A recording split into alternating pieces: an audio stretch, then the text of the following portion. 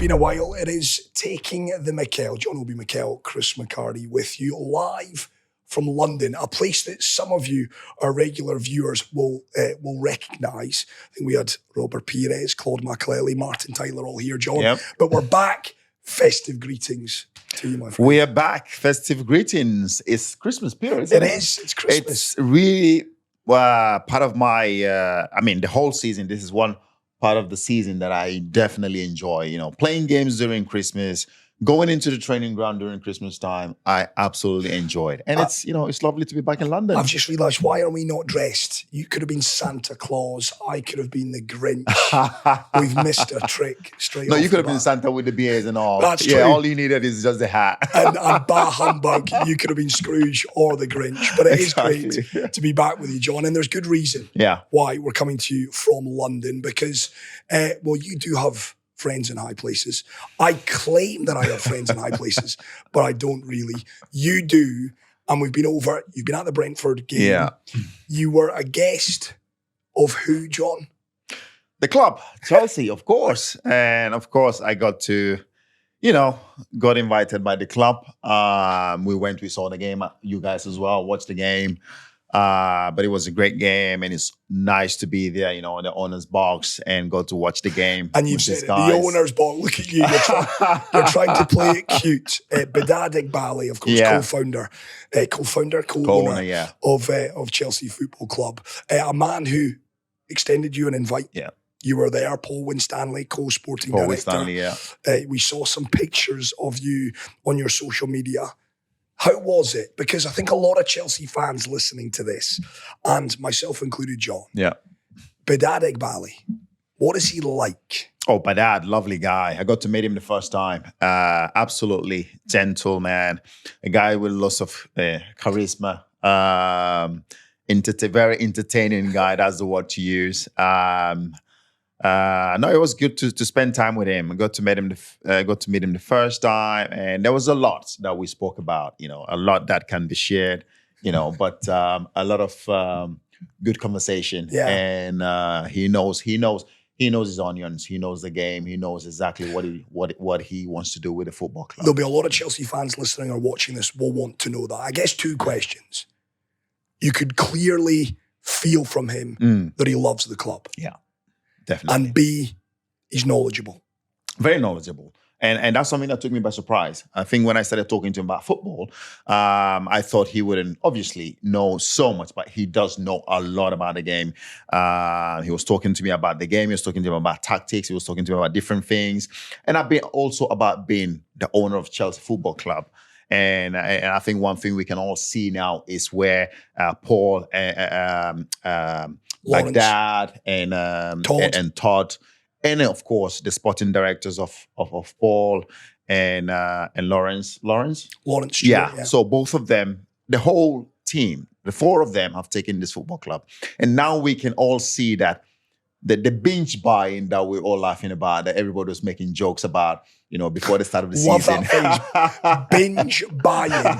We need to get that hashtagged up and trending. Binge buying, I love it. The binge buying, of players, billion. Exactly. And we were all talking about it, the 2 billion that we've spent. Now we can see that the project is working.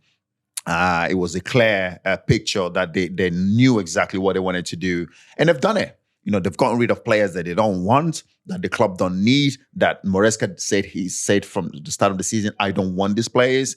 And they've gotten rid of those players. And now the players that we have in the team, everybody's performing well. The team is playing well, and we can see that the project that they have is moving on fine. It is. So, credit to them, credit to Todd, credit to Behdad, credit to Paul, and the rest of the team. They've done an absolutely fantastic job. Because we've spoken about it, and listen, time is a wonderful thing, and hindsight's an even better thing. But ultimately, there has been method to their madness. Now, 1.2 billion quid That's a lot is of money. still a heck of a lot of money to spend. It's taken 2 years. They've gone through, Graham Potter, all the trials and tribulations with Graham. They've gone through Mauricio Pochettino. And I would argue, having taken a little bit of time to reflect, John, they were necessary steps. And I'd like to give credit to both Graham and Poch. They went through their own struggles. They did, yeah. But they've played a part, however small or big you think, to get Chelsea to the point they are now, because there's no doubt Behdad, Paul, Lawrence, I'll throw in Todd as well, who's a little less visual now than perhaps he has been previously. They've all learnt through Graham, they've learnt through Poch, they've got to Enzo, and right now, all is rosy in the garden. It's been a process, it's been a very costly one, John, but after 2 years, as the Chelsea fans were singing in that game against Brentford, we've got our Chelsea back. Yeah, no, exactly. I mean, you're right there. I mean, obviously, Graham and Poch, they did play a part coming, to the success that we can see now. And of course, Todd and Behdad, who are the center of the whole thing. Yeah. The guy spending the money, the guy wanting to take the club to the next level, obviously, as we all know, where Roman, of course, the love that Roman had for the club and the standard that he's set for the football club. There was a little dip, and now I think that we're getting back to where we should belong. I think we're playing well. We're winning games. You can see that the project is working, and credit to Poch, to Graham. They did play a massive part. But again, the big thing is Enzo Maresca. Yeah. Coming into the football club and straight away identifying the players that he wants, how he wants the football club to run, how he wants things to be done, how he wants the players to apply themselves during training, during games. Off the pitch as well, how he wants them to conduct themselves. And that's something we've seen. We haven't seen that. We've seen players, being here and there. But right now, you can see that this is a group. He set the standards. The standard is there. The team is unified. The players, there's a bit of there was a little thing with Enzo before the start of the season, but quickly forgotten. And I did say it when that whole thing was happening with Enzo Fernandez. That will be forgotten very quickly if we start winning games. If we start winning games, Enzo starts scoring, producing, giving assists, scoring goals, that will quickly be forgotten. And that's what we've seen now. The team is very unified. Enzo Fernandez is the captain in the absence of Reece James, who is the club captain. But the way Maresca has dealt with everything, people doubted him before the start of the season. Oh, he doesn't have any experience. He's only managed Leicester. He's only brought Leicester from the Championship to the Premier League. He hasn't managed any Premier League side. But you can see that this is the manager who's learned from the best. He's learned from Pep Guardiola.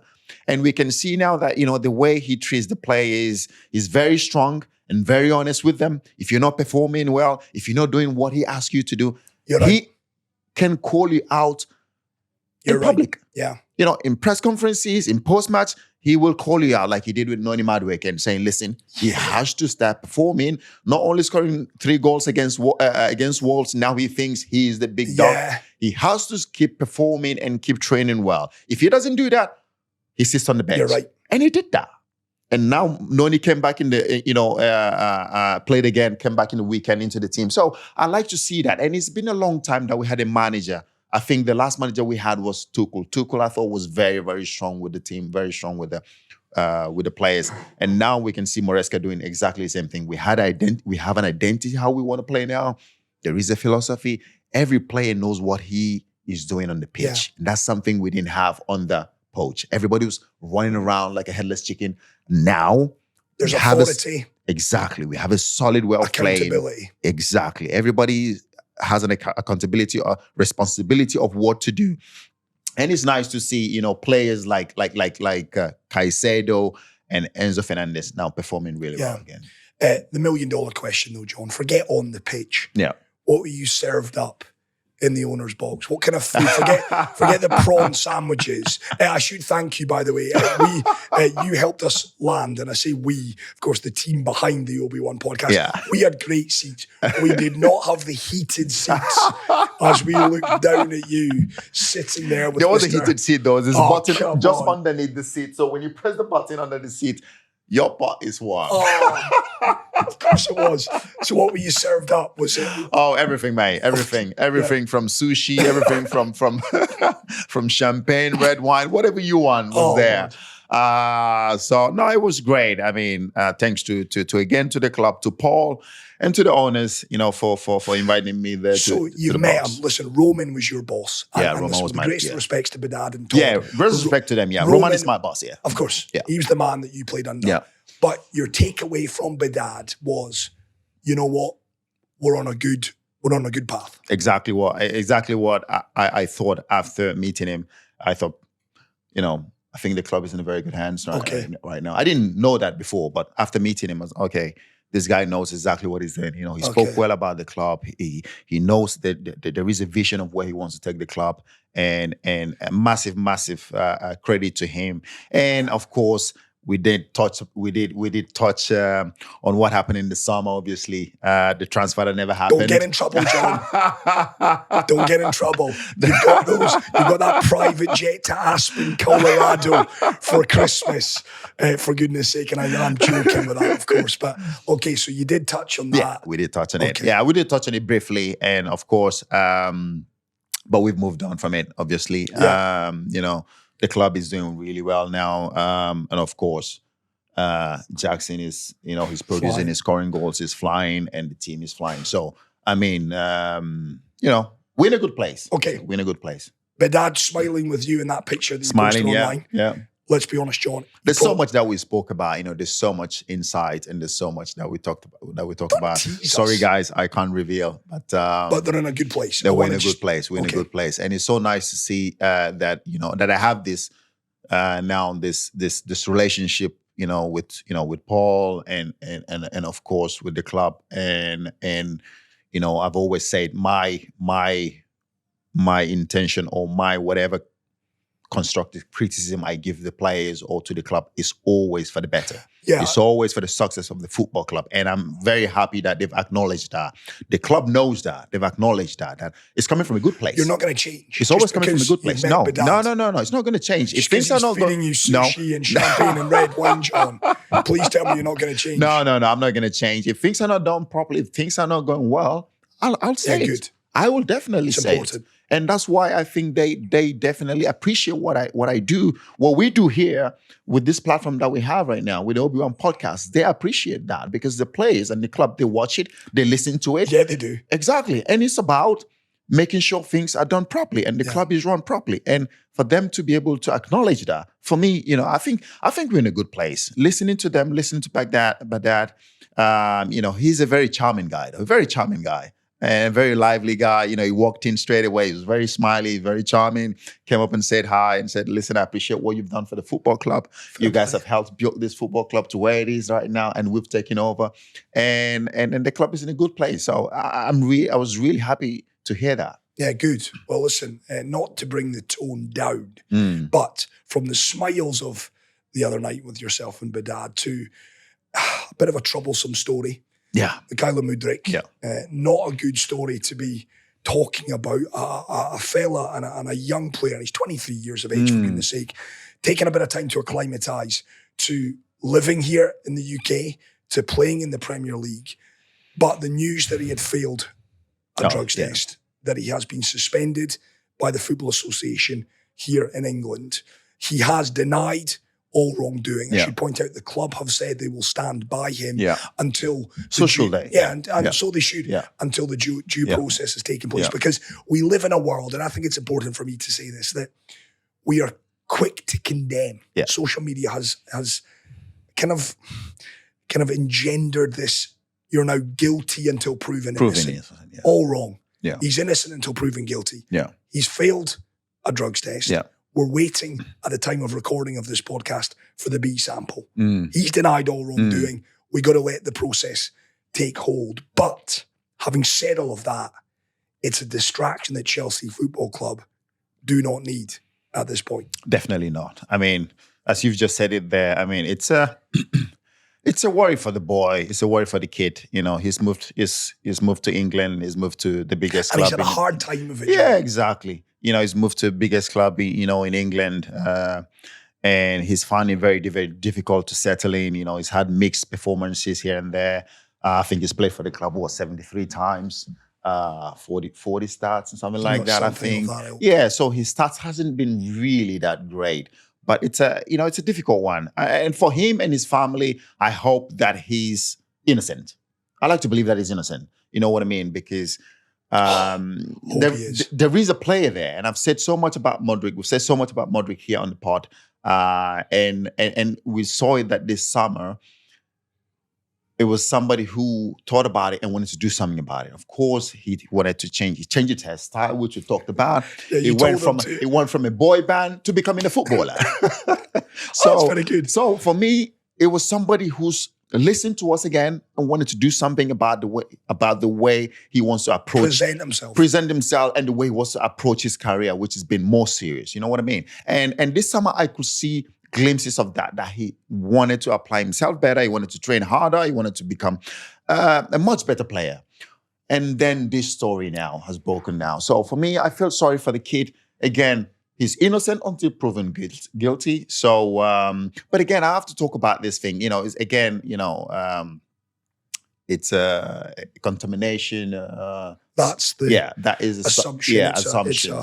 It's an issue with a supplement that you don't find in the UK. The assumption being that he ingested something out with the UK, perhaps an international duty, outside of the UK confines. And again, this word contamination. And contamination, exactly. But again, that's what I mean, sorry to say. I mean, it's not a laughing matter, but it's this contamination. We're seeing it a lot. We're seeing it a lot. We had again, sorry to say, Pog, but the same thing, contamination. Yannick Sinner, tennis player, contamination. Canelo Alvarez, contamination. And now, this contamination. Yeah. It's sort of becoming sort of a, I don't want to say fad. We don't want to say an excuse or something that. I mean, but again, innocent until proven guilty. And of course, I like that the club have to support their player. They have to stand by him. He's been suspended by the FA. So we have to wait and see.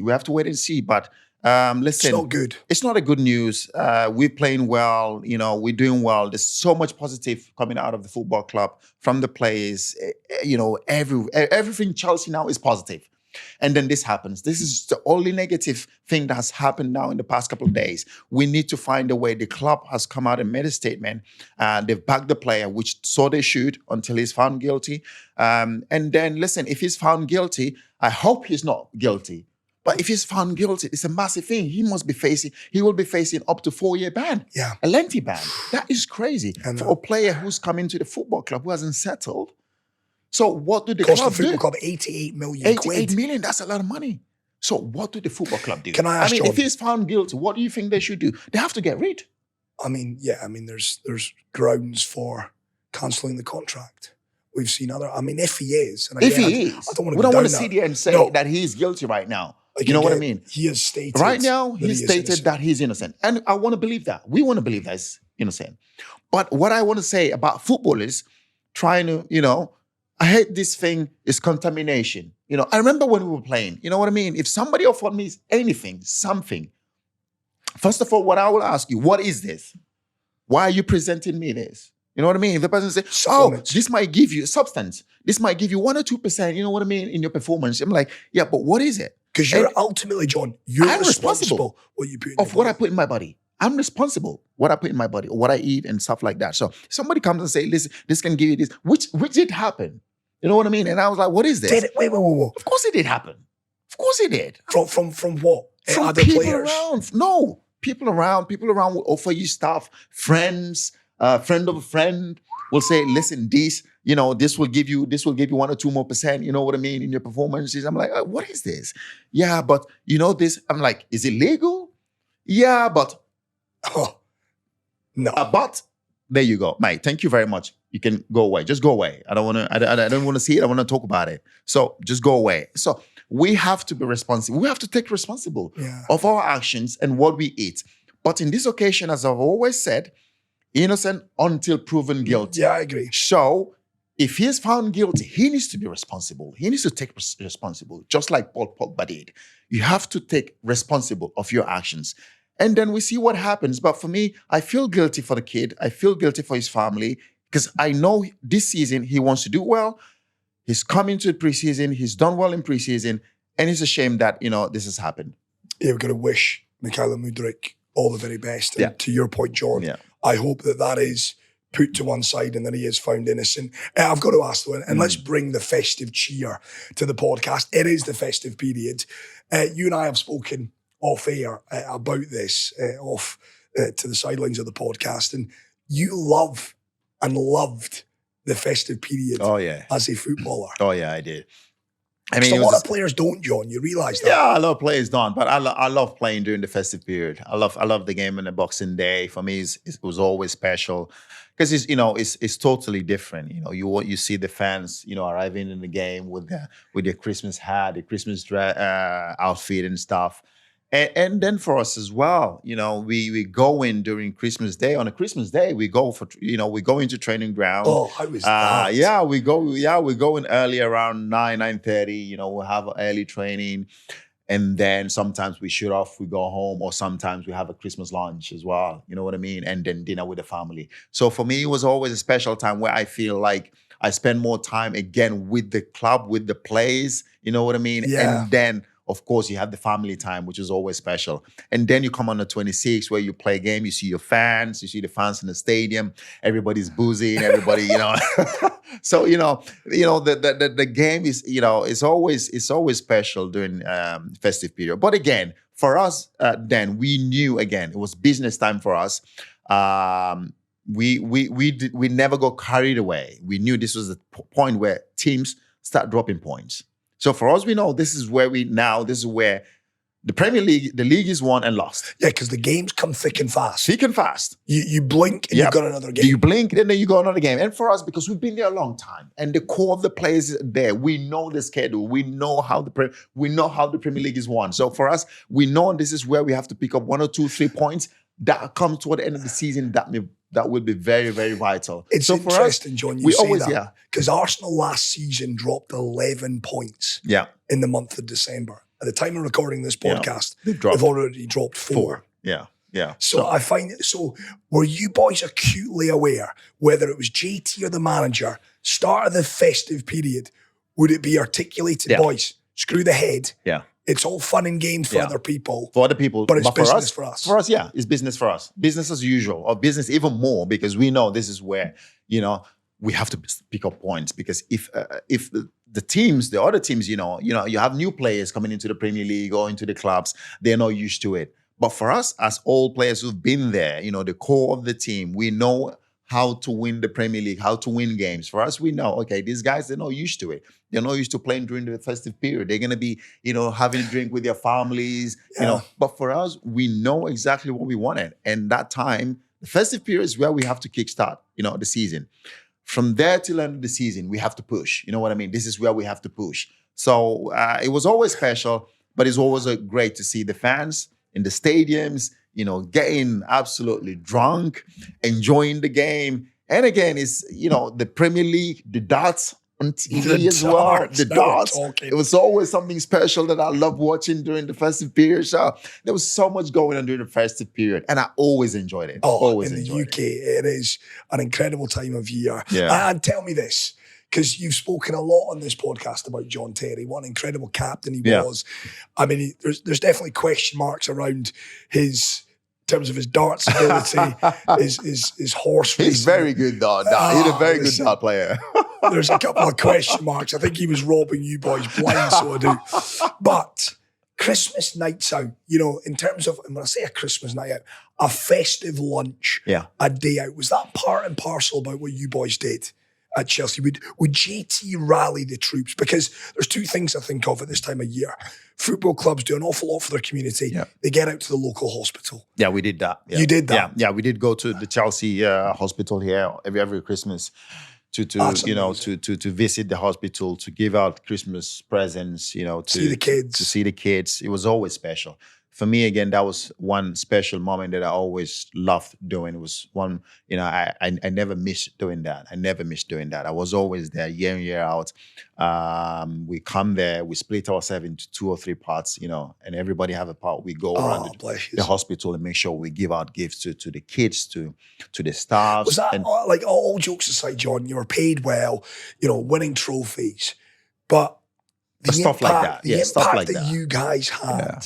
Because listen, when you go into the hospital and you see people in a condition that they are, sick people, sick kids, for me, that's everything. You just put football aside, you put everything aside that we do, and it's just being there in that moment doing what you do and impacting that life. That smile of that kid, looking at you, coming with taking pictures, getting a hug, whatever it is, and taking a picture and signing the shirt. It was always special because once you leave, you never know the impact that you'll impact that child's life. It might go from, the recovery might go from 0 to 20 in such a short space of time. And you never know.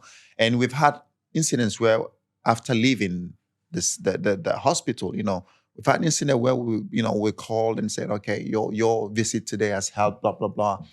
These are things that really melts your heart. This is where we know we are humans and we do these things that are so special. And it's above football. It's above anything. Because going there to those hospitals, seeing those kids, those sick patients, and also the staff that work there, to be able to cater for those people, every day, and to making sure that they feel better, that they recover, and they do everything that they can to help these people is absolutely special. Yeah. And I absolutely love doing that. Well said. I love that. It actually makes you quite emotional listening to that. As a father, as I know you are, it's a time of year that family kind of crystallizes even more the importance of it. And that's it, John. Scoring goals, running out and playing football on a Saturday, amazing. But it's the impact that you boys, the responsibility that you boys have and taking that job seriously, amazing. And it's not just Chelsea Football Club; it's every club that does every give club back does that, and it's always nice to see that. It's always nice to see that. The smile that when you walk in, the eyes just lit up, and the smile. Jump off the bed. Maybe just jump off the bed to give you a hug. Oh, Chelsea, favorite place. It's special.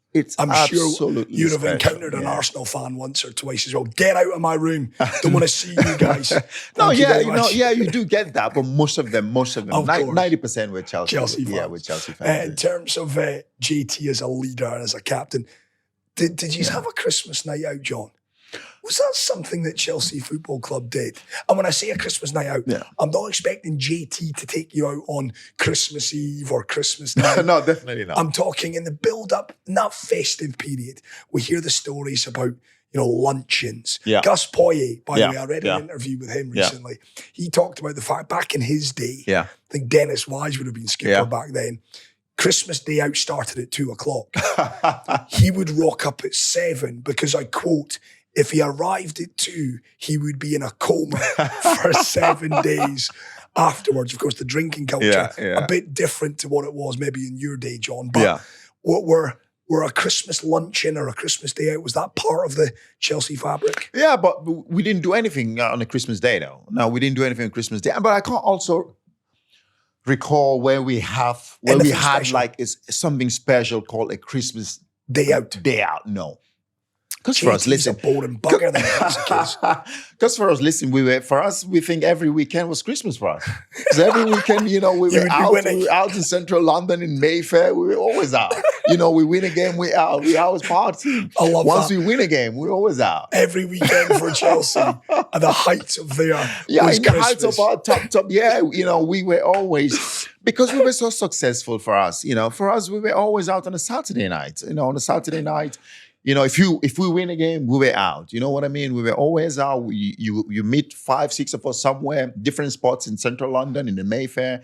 We're always out. We always house parties. So for us, we didn't really do anything on a Christmas so-called night at the training ground, you'd have a Christmas so at the training ground, I think on the 25th, we come in, we train early, and then we might have a Christmas lunch, whereby everybody sits down and the manager and everybody, and we have a speech, you have a toast, everybody have a glass of champagne. If you want to drink, just a glass of champagne.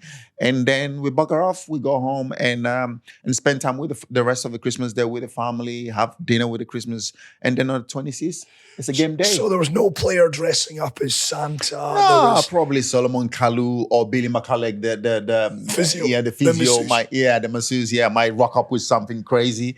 And then, of course, during the lunch, he might start doing some stupid stunt. some crazy stunts. But Billy was the guy who made everything, who brought the joy always in the training ground. And of course, in a festive period like this, he was always very cheerful. He was making jokes, and it was always special. It was always special in that Christmas festive period at Chelsea back then. I don't know what it is right now, but for us back then, we always enjoyed it. There was so much going on in the training ground because obviously being there for such a long time, those guys become part of my family. So spending time with them is like spending time with my family. So for us, the Christmas lunch was something really special. In terms of Secret Santa, of course, Secret Santa is a bit of a kind of go-to thing for offices around the globe. You do Secret Santas with your office employees. Peter Crouch famously said that I think he pulled out Rafa Benitez in the sweepstakes. What did he get, Rafa Benitez? A Jose Mourinho autobiography, which I thought was... He clearly didn't read that book, did he? He definitely...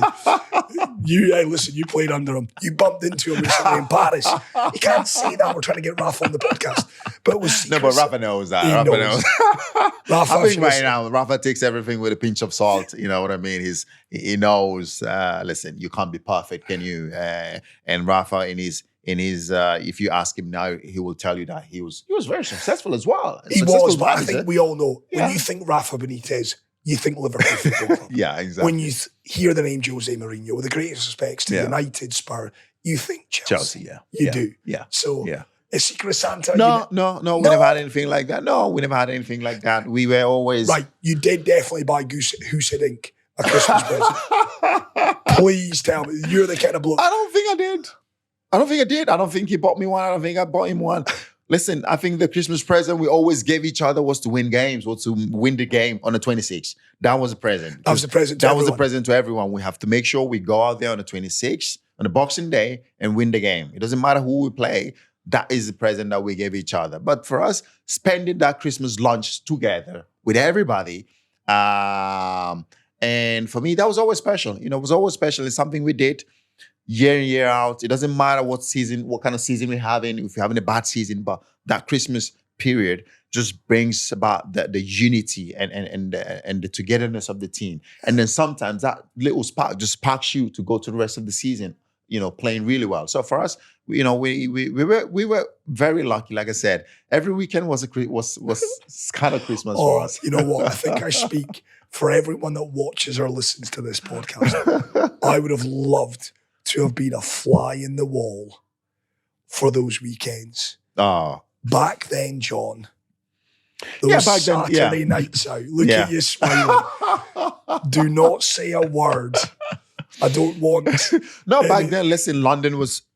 buzzing. Chelsea London was buzzing. Dogs. Chelsea, we were top dogs.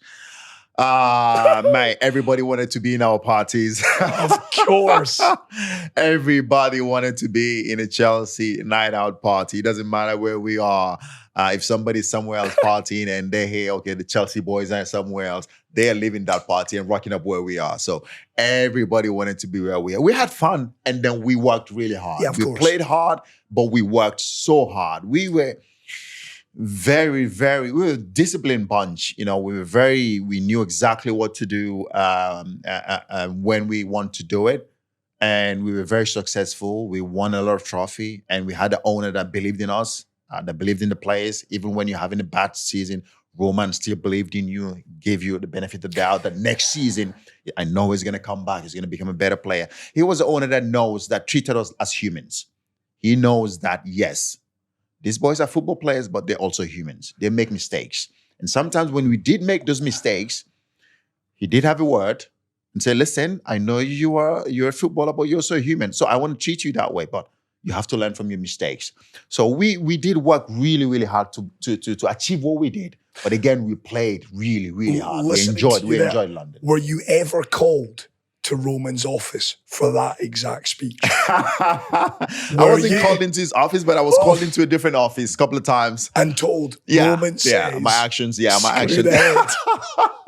My actions in central London, Roman says, he's got eyes on you, John. Screw the bleeding head. Yeah, a couple of them. No, listen, one time I remember, that's, we all learn and we all live and make mistakes. For some reason, stupidly, I got pulled over drink driving, which, it's not a secret, everybody knows about it, which is very, very stupid. Yeah, I got a day off. I think it was Dylan's Corari time. I got a day off. I think we played that day. The next day, I got a day off. So, of course, did what every player will do if you get a day off.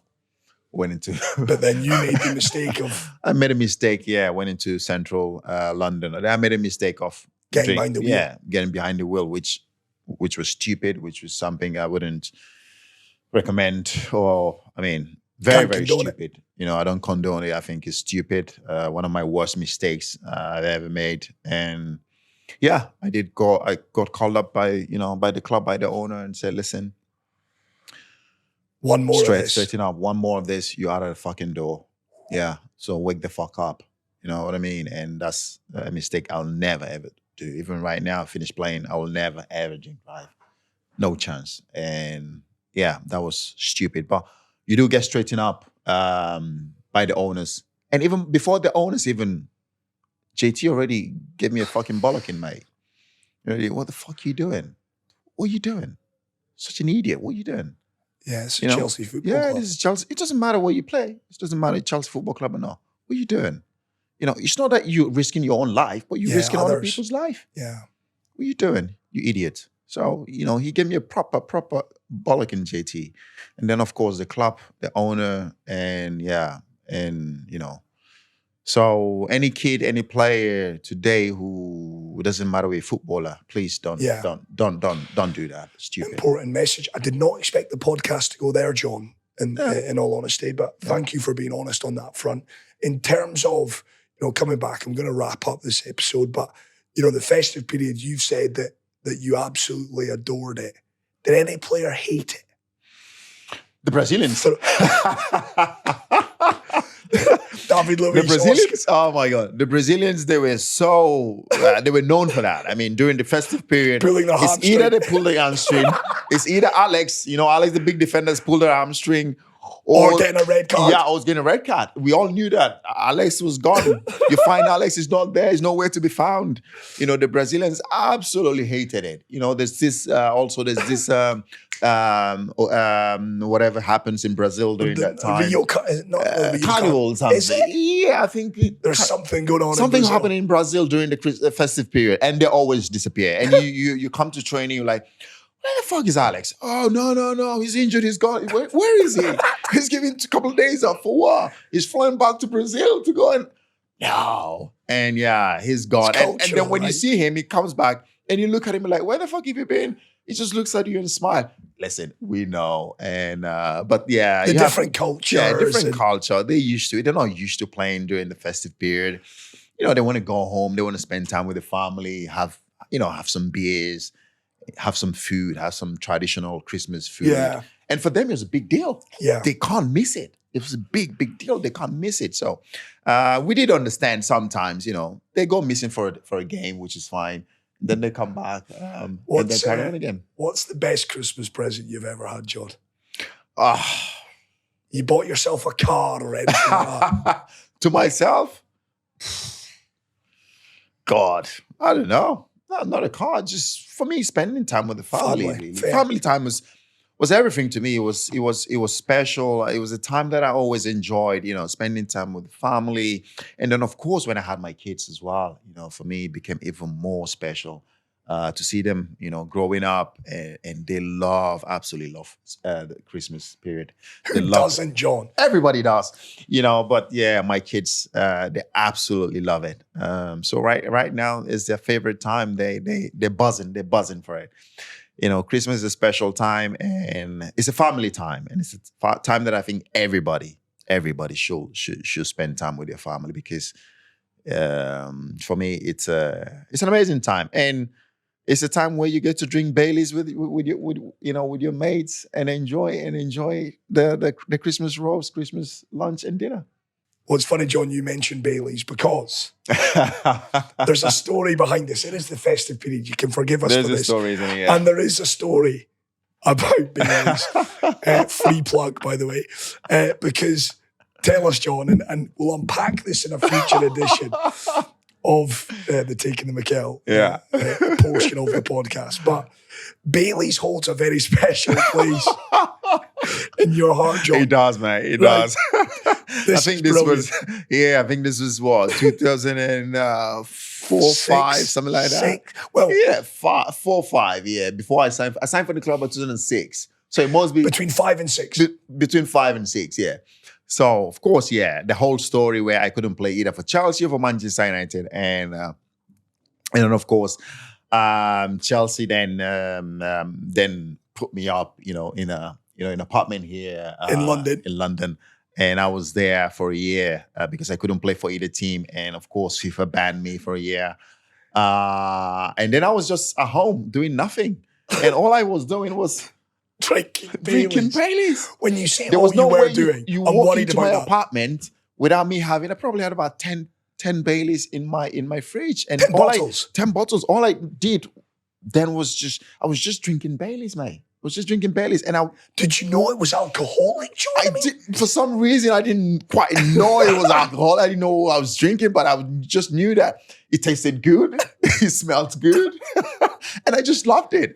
So for me, I was a massive Baileys fan back then. And Baileys was my drink. Baileys was drink. Bear in mind, Baileys is a festive drink.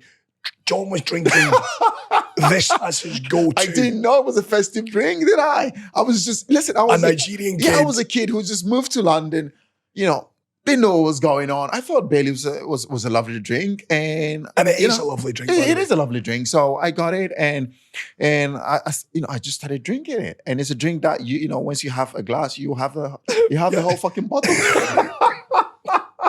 I'm not saying I'm an alcoholic. No. But it's a lovely drink that, you drink and you enjoy it. You do. And anyone listening and watching, of course, please do drink responsibly. Exactly. Yes, important to point that out. But it does tickle me pink a little bit that you moved to London as a young kid, your career is in limbo. Yeah. And your go-to because I knew was Baileys. Yeah, because I knew I was already banned by FIFA. I couldn't play for either side, and I knew it was probably going to take a long time for everything to get sorted. My United didn't want to negotiate. They didn't want to come to the table. Fergie said, "I'm over my dead body. I'm negotiating." He's a Manchester United player, and he's coming to Manchester. And of course, Chelsea's like, "No, you're not going anywhere because we have to fight this till the end." So I was just there sitting in the room. What else shall I do as a young player, 16, 17-year-old kid? What can I do? Well, first and foremost, and so for me, I was just sitting there and thought, you know what? I'll find myself a Baileys. And so I had it the first time. I enjoyed it, and it became my drink. Oh, Lord. And so, until the whole thing sorted, we took a year or so. And have you had a Baileys since, John? Oh, I haven't had a Baileys since then, mate. Because I've poured you a big one there. Yeah, you poured me a big one. Yeah, it's been there since that time. So, after this pod. Cheers to that, mate. Cheers to that. We'll cheers to that. Yeah. Festive greetings. Festive greetings to everyone, yeah. To you, your loved ones. Thank you all. I guess we've got to say thanks to everyone who's listened and watched the podcast over the last 12 months. We've got big things planned. Yeah. We're not going anywhere. And I promise you, Nicholas, if you are watching and listening, John's going to be nicer to you in 2025. Merry Christmas, everyone. Merry Christmas.